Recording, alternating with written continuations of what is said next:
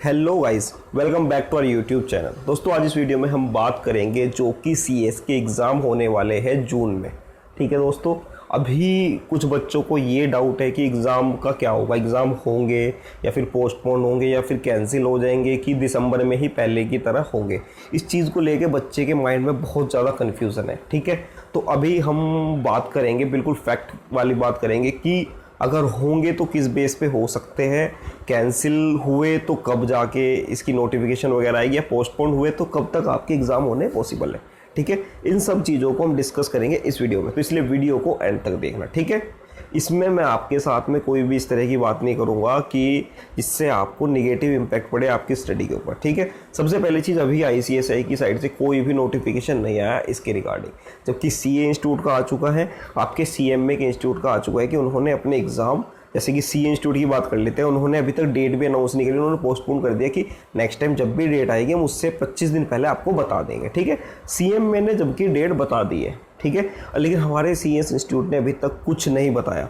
ये इन दोनों ने कर दिया, CMA ने और CA ने, तो इससे ये तो कन्फर्मेशन मिल रहा है कि हमारे एग्ज़ाम भी पोस्टपोन तो होने हैं। ठीक है, बट अभी कन्फ्यूज़न ये है कि पोस्टपोन होने हैं, कैंसिल होने, और होने हैं इन दोनों में से कुछ भी होने, तो उसकी नोटिफिकेशन कब तक आएगी। ठीक है, मैं आपको बताता हूँ कि अगर आपकी जो नोटिफिकेशन आएगी उसकी मैक्सिमम डेट है, मैक्सिमम आपकी 15 तारीख तक आ जानी चाहिए। मेरे अकॉर्डिंग मुझे लगता है कि 15 तारीख तक मैक्सिमम आपको दे देंगे। ठीक है, लेकिन अब बाई चांस ये मान के चलो कि सिचुएशन धीरे धीरे ठीक हो जाए, अभी विद इन 8 to 10 डेज़ के अंदर चीज़ें ठीक हो जाए, बाकी सब चीज़ें नॉर्मल होने लगे, तो ये भी चांस है कि आपके एग्ज़ाम हो जाए।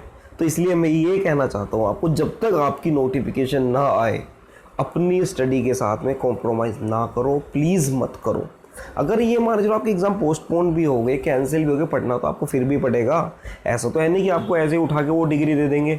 ठीक है ना, तो इससे ये है कि जब तक आपकी नोटिफिकेशन नहीं आती, जब तक सिर्फ और सिर्फ आप पढ़ाई करो। अब बात कर लेते हैं कि हम पढ़ाई किस तरीके से करें, एक पॉजिटिव डायरेक्शन में किस तरह अपने आप को लेके चलें। तो इसके रिगार्डिंग मैं अब आपकी वीडियो की सीरीज़ लेके आऊँगा, आपकी मतलब कंप्लीट प्रिपरेशन में मैं आपके साथ में अभी चीज़ें स्टार्ट करते हैं। ठीक है, तो अभी के लिए आपको ऑल द वेरी बेस्ट। कोई भी निगेटिव इम्पैक्ट अपनी स्टडी के ऊपर मत आने दो, और अपनी हेल्थ का सबसे ज़्यादा ध्यान रखो, क्योंकि इस टाइम पे सीरियसली सिचुएशन बहुत ज़्यादा ख़राब है। हो सके तो घर से बाहर ना ही निकलो, बहुत ज़्यादा इमरजेंसी है तो बात अलग है, अदरवाइज़ अपने घर पर रहो, और अपने जो भी आपके रिलेटिव हो, आपके घर में फैमिली मेम्बर्स हो, उन सब से आप प्लीज़ रिक्वेस्ट करो कि आप हो सके तो घर में रहें। ठीक है ना, और अपनी हेल्थ का ध्यान रखें। Thank you very much. अब हम वीडियो की सीरीज़ शुरू करने जा रहे हैं ताकि आपकी पढ़ाई में, मेरी पढ़ाई में कुछ इम्पैक्ट आ सके। ठीक है, थैंक यू वेरी मच।